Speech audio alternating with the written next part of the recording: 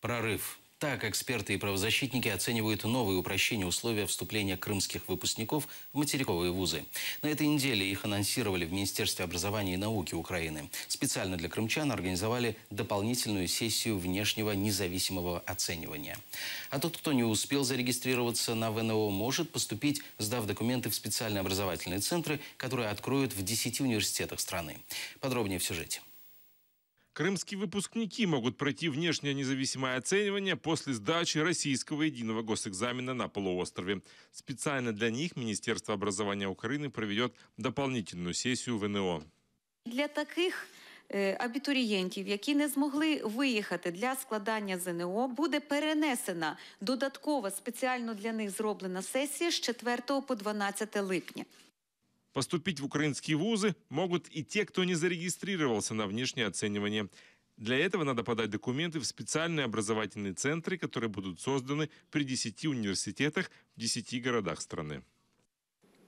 Ці центри будуть уповноважені як такі, де буде відбуватися державна підсумкова атестація для таких випускників з Криму з української мови і історії України.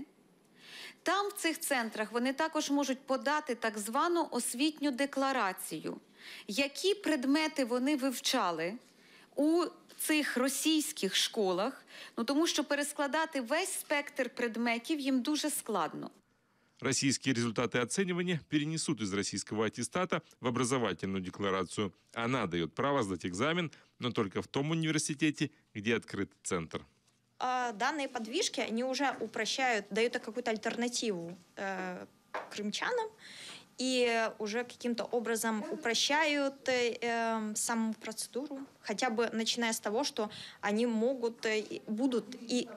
эти центры, они будут искать возможность для обеспечения жильем. Одно из самых проблемных для крымских абитуриентов, когда они выезжают на материковую часть, это где жить.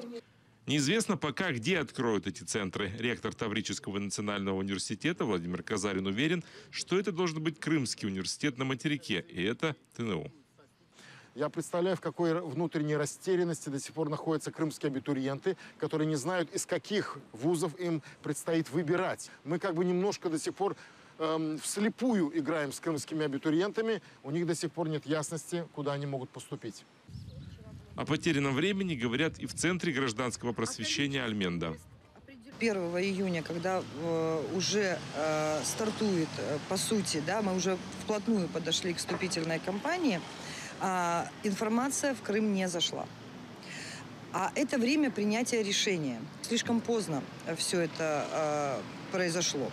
Поэтому нужно было подумать о том, как мы эту информацию туда заведем. Следующий риск, и он был тоже нами озвучен, это то, что там человеческий фактор. По сути, все зависит от уполномоченного, который будет работать в этом центре.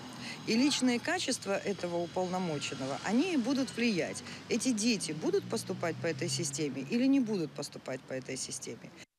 В Министерстве образования обещают сообщить о том, где будут созданы центры в течение недели. Эксперты же признают, нововведения значительно упрощают поступление. Они прогнозируют увеличение крымских студентов в материковых вузах. Роман Спиридонов, Эльдар Тарахташ, Заман АТР.